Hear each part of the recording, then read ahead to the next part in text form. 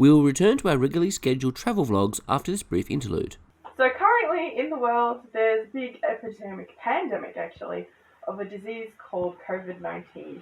So if you've been living under a rock, look up the World Health Organization or your local government health website, because I don't have the time to explain it right now. Anyway, as a result, there's no food like to buy in the shops. So we're about to run and try and find as many supermarkets that are open before they close early, because they're going to restock, so that we can have something in our fridge. This is going to be fun, and this is probably going to be night one of several, because there's only a limit of like 2 products and 1 product, and we sometimes buy like 4 packets of cereal, so this will be fun.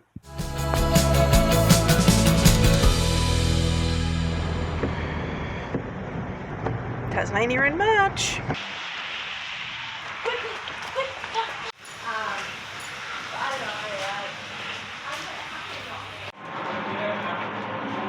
Ah, yes.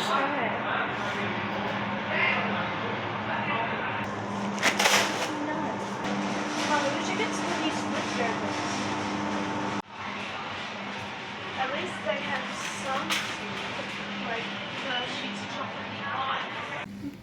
I can't believe we're doing this. It's all your fault, Penny. I'm not a fan of mushrooms, but if it's healthy and we need it, let's go grab a few.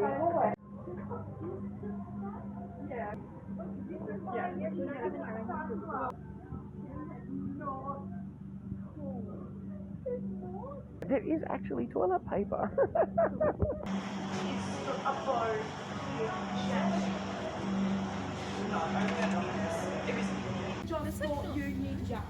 This is just insane. Alright, we need to make tracks. Look at that bodyboard. Do you like roasts? You'd be right. There's no shortage of Easter eggs. Today at school I got a needle into this and this arm because that is a way to stop certain illnesses, and I was very worried. It was like a big surprise because I got to school and I was told that I had to have a needle in. And some people might think, needle's nothing, it's just a quick jab and you're done. So it was like my very first time, but apparently I had a few when I was a baby. So I was very nervous. Because guess who forgot to warn the poor kid before he went to school this morning? Sorry, Harry. That was fun. We got there half an hour before they closed, because at the moment they're closing at 8 o'clock. So we rushed out of home at 7:25. Got to the supermarket exactly 7:30, and we managed to fill up our trolley with essentials. We're not panic buying. We're, oh my gosh, we need to eat. How are we going to eat? Because everyone's panic buying. So now we have 2 missions, and that is chemist, and we're going to check out the IGA that's open till 10.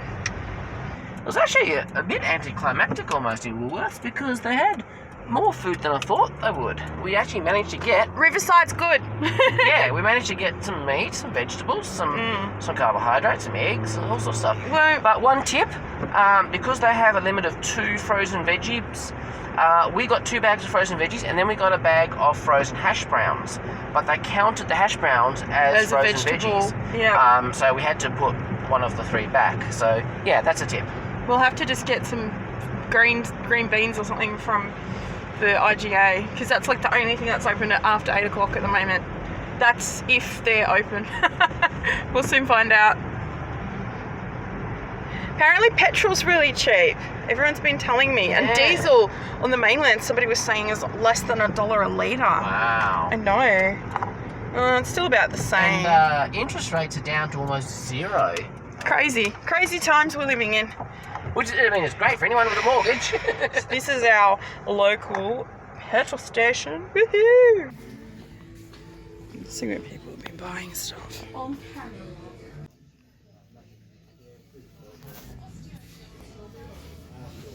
Look, empty. Cold prevention tablets. Look at them all. They've been picked over.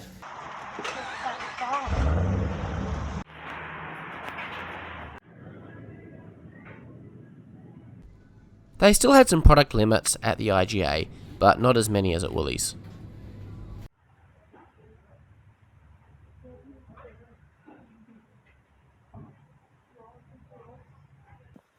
Well, that was a more successful trip than I was expecting.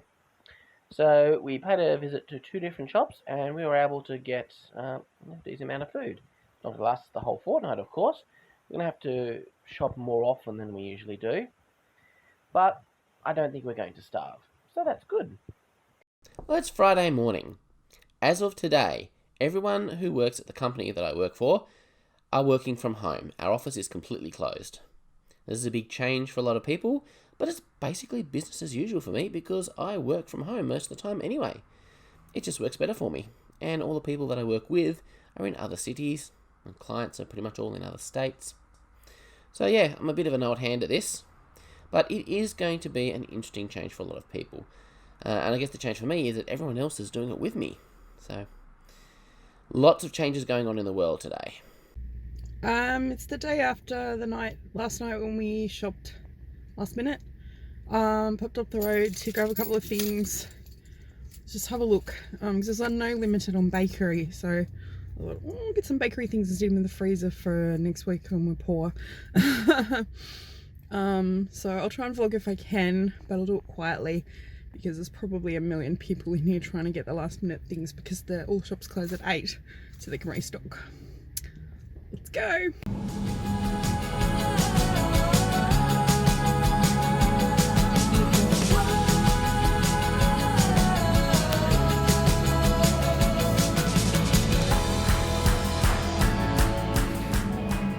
Chloe had a bit of a different birthday this year. All restaurants are closed now, but her grandfather cooked some lovely pizza and an amazing spaghetti bolognese. Grandma's recipe. So here's an interesting one. Have you heard of Scribd?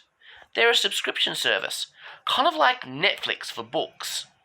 Anyway, because of everything that's going on in the world at the moment, with so many people in isolation, they've decided to offer 30 days for anyone who wants it, where they can read their entire library for free. You don't have to give them a credit card or anything like that. It's just access to all their books. And my books, Jewel of the Stars, episodes 1 and 2, are in that library. So I'll leave a link down below in the description for how you can get access to the free 30 days, and links to my books if you're interested in them as well. Hey guys, we just wanted to finish this vlog with a little afterword from me. Bit of a disclaimer, yes I am a registered nurse, however it's always really important to check your local government websites and go with the advice of your own personal doctors. There is plenty of information out there that is bullshit, and there is plenty of information that is accurate. And there's a lot of stuff going around on social media that is not true. I always say follow WHO, the World Health Organization, and your local government website, however that applies to wherever you are. Couple of things that we're doing in Australia that I think they're trying to do over in other countries. We're not quite as locked down, but we are pretty close. Social distancing, 1.5 metres apart from each other. It's about a shopping trolley's length. So don't gather in big groups. Wash your hands, 20 seconds, sing happy birthday. You sing it twice. I don't know. Anyway, 20 seconds, and you've got to get in, and you've no watches, no rings, no nothing. Get in there, wash them really well. Make sure you wash the backs, wash your thumbs, wash right to here. Wash your hands. Soap and water. Doesn't have to be antibacterial soap. It just has to be soap. There's been studies that have said that this virus, if you can wash it with the soap, it lives in the oils in your skin, and the soap removes that oil, and you get the virus off. If you can't, get soap and water. Use hand sanitizer. But hand sanitizer isn't the be all and end all, but it's good if you're stuck. But soap and water is the best. Another thing you'll find that when you're washing your hands a lot, your hands are going to start to dry out a bit. Bit of moisturizer for your hands. There's even unscented ones, so if you're a fella and you're like, oh, hand lotion. So you can get unscented, because you've got to take care of your hands, otherwise you're going to end infection in your hand. And the lockdowns. Look, if you're state, country, whatever, wherever you live, has rules. They've got them for a reason. What they are trying to do is flattening the curve. What they mean by this is we're trying to decrease the increase of the virus so that our health systems do not get overpowered. There's only a certain amount of ventilators in intensive care units to be used for patients in certain populations, and often this isn't enough. And it's scary for those of us in healthcare. So we're not saying this to be mean and break up your party. They're saying this because we need to save lives. And please, if you are young, don't go around saying, oh, I'm young, I won't catch it. You may carry it and give it to someone who is older and not know it. Everybody's responsibility is good hand hygiene, social distancing, obeying the rules. If you can, work from home. If you can't, just limit the amount of trips that you do outside of the house that aren't to work. I go to work, I go to the supermarket, and I come home. And I spend the rest of my time at home. It's okay to go for walks around the block. Well, it is for us in Tasmania and Australia, but only in a little small family group. No more than 10 people in a group. And you can't be like meeting and having big parties. There are food limits now in place in the supermarkets in Australia. Unless otherwise stated, that you can only get 1 packet of toilet paper and 2 items of anything. So like you can only get 2 tins of baked beans, only 2 packets of cup of soup. There is unlimited deli items except for chicken. And I think with the meat it's 2 unlimited, but 2 only of mince. We all have to play our part. It's challenging. It's hard. People are stressed. But you need to be kind to each other because we're all dealing with the same thing.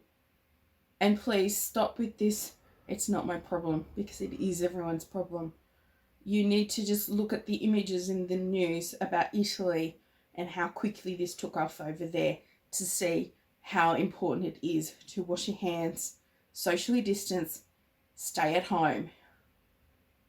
God bless you all. We promise that we will be getting our cruise vlogs up soon so that you guys have got something to watch while the world is locked down, and then we can remember a world before this craziness, and we can show people that not all cruises are bad, because they aren't. And I just hope and pray that this will all be over soon and we can get back to normal. But just remember to be kind to each other. Check on your old relatives, check on your neighbours. Make sure that everybody's okay. If you know that there's a family in quarantine because they got home from overseas or whatever, make sure that they've got food and stuff. You don't have to see them, knock on the door and tell them you've left some groceries. All right, everyone, be kind, take care.